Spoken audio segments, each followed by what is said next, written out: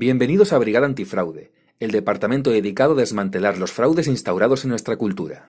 En este vídeo os voy a contar en 4 sencillos pasos cómo se crea el indigenismo. 1. Crear una historieta ficticia.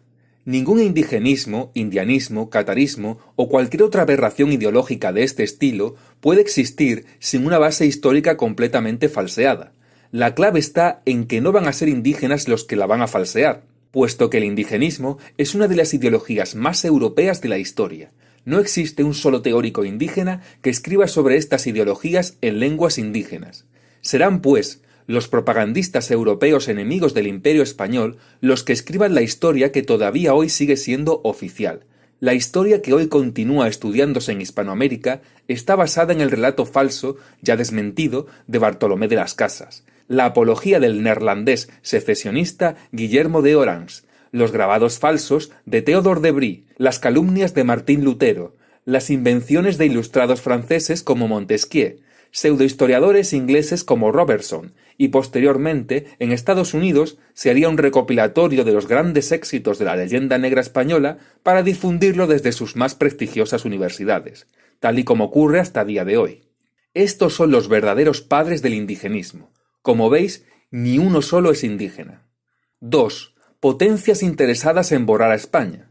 La propaganda que hemos visto sirvió para minar la imagen de España frente al mundo. Sin embargo, adquiere una nueva importancia tras las independencias.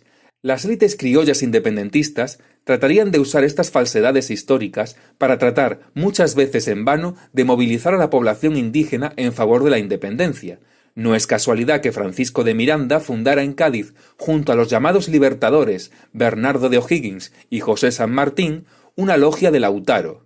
Lautaro era el indígena que derrotó al conquistador Pedro de Valdivia en Chile y evitó la conquista española de los mapuches. Posteriormente, esta historia la usarían los sistemas educativos republicanos para legitimarse, es decir, las repúblicas tienen que existir y son necesarias porque luchaban contra la opresión española. Es por ello que todavía hoy algunos himnos hispanoamericanos tienen estrofas contra España.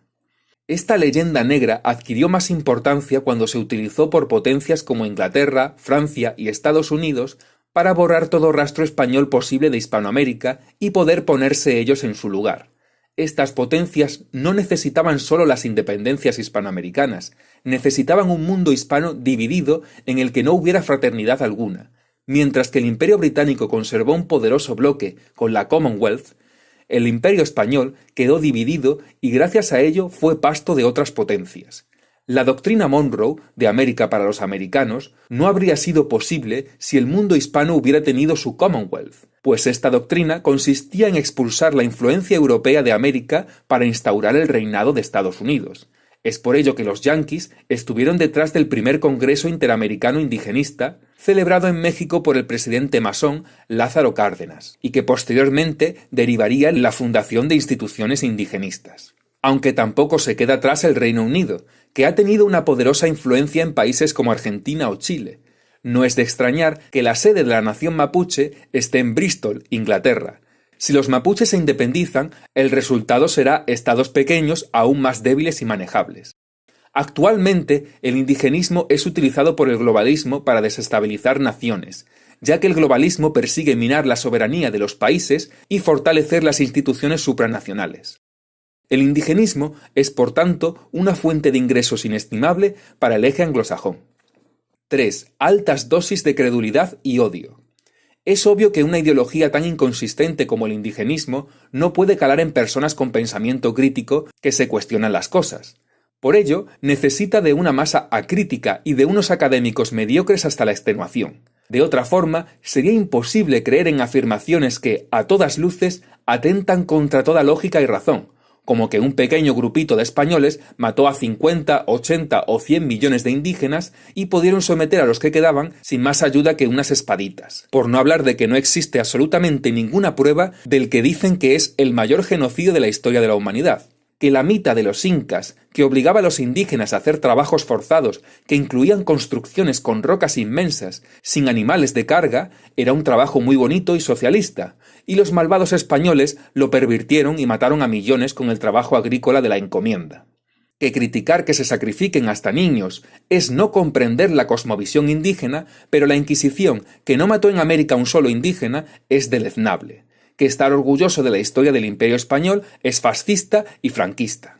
Por supuesto, el componente de odio ayuda muchísimo a creer relatos inverosímiles. Cuando el objetivo no es el conocimiento, sino ensalzar lo prehispánico a costa de odiar profunda e irracionalmente todo pasado español, facilita bastante las cosas. Y es que el ser humano es un animal emocional, al que se le convence con emociones y no tanto con la razón. Es por ello que cuando le preguntas a los indigenistas cómo una pequeña península europea pudo someter a la mayor parte de la población de todo el continente americano durante 3 siglos, tienden a inventarse todo tipo de respuestas pintorescas, cada una más loca que la anterior, para evitar decir que este imperio jamás se hubiera podido mantener en pie si no hubiera habido una buena masa indígena de parte de los españoles, y que fueron leales luchando en guerrillas por el Imperio Español hasta décadas después de haberse consumado las independencias. 4. Escuelas y medios de comunicación. Claramente no podían faltar. Ninguna sociedad puede ser manipulada si no se controlan estos medios. El odio hacia España y la idolatría a las sociedades prehispánicas y a veces también a los criollos llamados padres de la patria se insufla desde muy temprana edad en los centros educativos. Y si los libros no son lo suficientemente hispanófobos, ya se encargará algún profesor iluminado de añadir la hispanofobia que falte. Después, la cultura popular hará también su trabajo y últimamente se han esforzado mucho con producciones como Hernán o Inés del alma mía, totalmente plagadas de tópicos leyendanegristas. Estos ejércitos que se crean, sobre todo en las universidades, salen a la calle a combatir para borrar todo rastro español de su historia, para que solo quede el odio y así le van abriendo y limpiando el terreno a las élites procedentes del mundo anglosajón. Puesto que si ellos no quitan a España de en medio, como hicieron antaño los libertraidores, los anglos no pueden ocupar su lugar, y para esto básicamente sirve el indigenismo. Su lema debería ser «Colonízate». Si queréis estar al tanto de más fraudes instaurados en nuestra cultura, suscribíos al canal y darle a la campanita. Un saludo a todos.